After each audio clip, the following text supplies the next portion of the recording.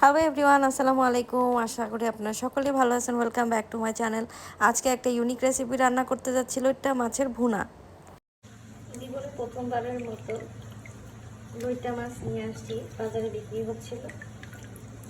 শুধু টেস্টিংয়ের জন্য নিয়ে আসছি যে কেমন লাগে খাইতে, কারণ লইটা মাছের শুটকি আবার আমার খুব পছন্দ। তো আমি এটা কাটা যেহেতু দেখালাম না, আমি নিজেই কাটছি। এখানে আমি অলরেডি হাফ কাপ পেঁয়াজ নিয়েছি। এই রেসিপিতে লইটা মাছের ভুনাতে অবভিয়াসলি পেঁয়াজ বেশি লাগে। ইভেন আমরা লইটা মাছের যে শুটকি ভুনা করে খাই, সেটা তো পেঁয়াজ বেশি প্রয়োজন পড়ে, পরিমাণে পেঁয়াজ বেশি লাগে। তো যাই হোক, এদিকে আমি ভালো করে লাল লাল করে নিচ্ছি পেঁয়াজকে। তো পেঁয়াজ মোটামুটি লাল হয়ে আসছে। এখন আমি এর মধ্যে দুইটা সামুদ্রিক মাছ আর আমি ফ্রোজেন নিয়ে আসছি।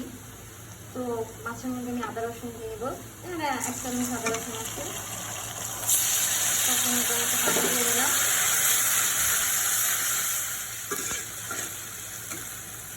এর মধ্যে স্কিপ হয়ে গেছে আমার অ্যাকচুয়ালি ভিডিওটা।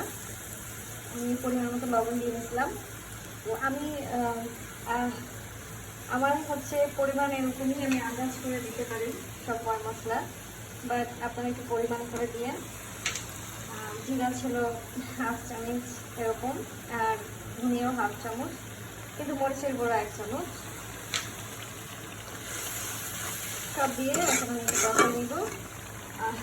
হলুদটা তরকারিতে একটু, অ্যাকচুয়ালি আমি হলুদ কম খাই, কত দিতে দিয়ে দেখলাম বেশি হয়ে গেল না পুরো আমার চলে গেছি। তারপরে খুব সুন্দর করে কষাই দেবো, আর একটু পানি দিব। বাসায় আসলে এই ধরনের কড়াইগুলোতেই আমরা ব্যবহার করতে পছন্দ করি, রান্না ভালো হয় এগুলোতে। প্লাস সবাই আমরা যারা বাসার আমাদের মায়ের মুরগিরা রান্না করে, তারা সকলে এরকম যে কড়াইগুলো বেশি ইউজ হয় সেই কড়াইগুলোতেই রান্না করে। তো ভালো কড়াই যে নাই আমার এরকম কিছু না, অ্যাকচুয়ালি আমি এই ধরনের কড়াইয়ের মধ্যেই রান্না করতে পছন্দ করি। এটা বারবার ইউজ হয়েছে। তো এই মশলাটাকে আমি খুব ভালো করে কষিয়ে নিই। কষানো হয়ে গেছে, করে বসে যাচ্ছে। এই অবস্থায় আমি দিয়ে রাখা মাছগুলো দিয়ে দেবো।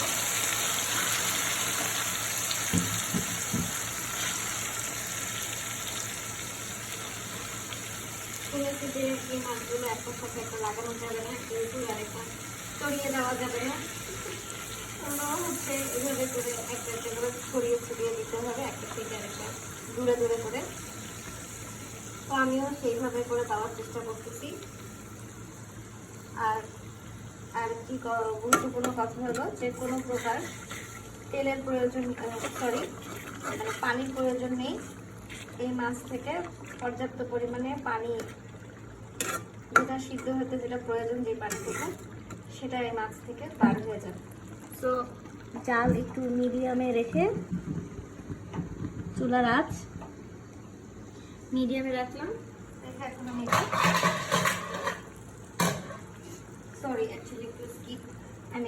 ভুলে গেছি। তো এটা তেলে নেওয়া জিরা আমি উপর থেকে সামান্য একটু দিয়ে দিব। এখানে কোনো আধা চামচ 1 চামচ নেই, অল্প সামান্য, বেশি না। এবং হচ্ছে এটা আমার ফ্লেভারের জন্য, এটা কোনো আমি কারোর কাছ থেকে জেনে নিইনি। সামান্য একটু গরম মশলা উপর থেকে আমি দিব, যেহেতু এই মাছটা আমি আজকে ফার্স্ট টাইম রান্না করতেছি। এর আগে কখনো আমি মাছ রান্না করিনি। ফিরে আসতেছি কিছুক্ষণ পর। এই দেখেন একদম পরিমাণ মতো পানি ছেড়ে দিতে। মাছটা খুব নরম হয়, তো একটু আলতো হাতেই নাড়তে হবে। আমি একটু উল্টাই দিলাম।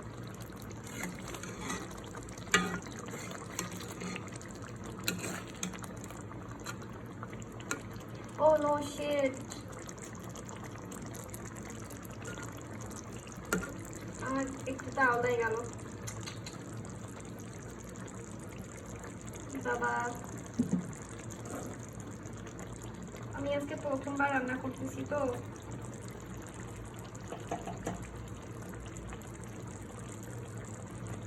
ঢাকনা দিব কি দেবো না, দেবো না ঢাকনা, এমনি থাক। হালকা ঝালে কি আছে, আমি এভাবে ঢাকনা ছেড়ে রেখে দিলাম, যেহেতু আমার একটা মাছ উল্টাতে গিয়ে ভেঙে গেছে। তো আমার মনে হয় যে বাকি মাছগুলো হয়ে গেছে, বাট যে ঝোলটা আছে এরকম ঝোলে এত বেশি ভালো লাগতেছে না। আমি ওই ভাঙা মাছ থেকে একটু তুলে নিয়ে টেস্ট করে দেখলাম, ভালো লাগতেছে না সেটা না, মানে আমার কাছে একটু ঝোলটা মাখা মাখা হলে একটু বেশি ভালো লাগবে। সো আমি একটু রাখি মারতে চলে উঠি এভাবে মিনিট খানেক রাখার পরে তারপর নামাই ফেলি। যেটা যেহেতু আটকে যাচ্ছে, তো আর সেটা হয়ে গেছে, আমি গ্যাস অফ করলাম আর এটা এখন সার্ভ করার পালা। তো সেই সাথে আমার তৈরি হয়ে গেল লাইফের ফার্স্ট টাইম রান্না করা লইট্টা মাছের ভুনা। তো লইট্টা শুটকি ভুনা তো সকলেই খাইছে, লইট্টা মাছের ভুনা আসলে এটা চট্টগ্রামের ঐতিহ্যবাহী নাকি রান্না একটা।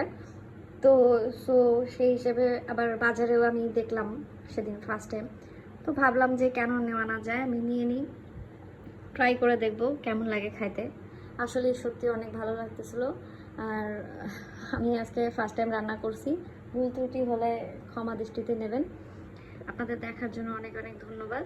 অ্যান্ড অবভিয়াসলি বাসায় একবার হলেও ট্রাই করবেন, কারণ এটা সত্যিই খেতে অনেক মজা হয়েছে। সত্যি নিজে রান্না করছি দেখে শুধু তাই বলতেছি না, এটা অ্যাকচুয়ালি খেতে ভালো হয়েছে।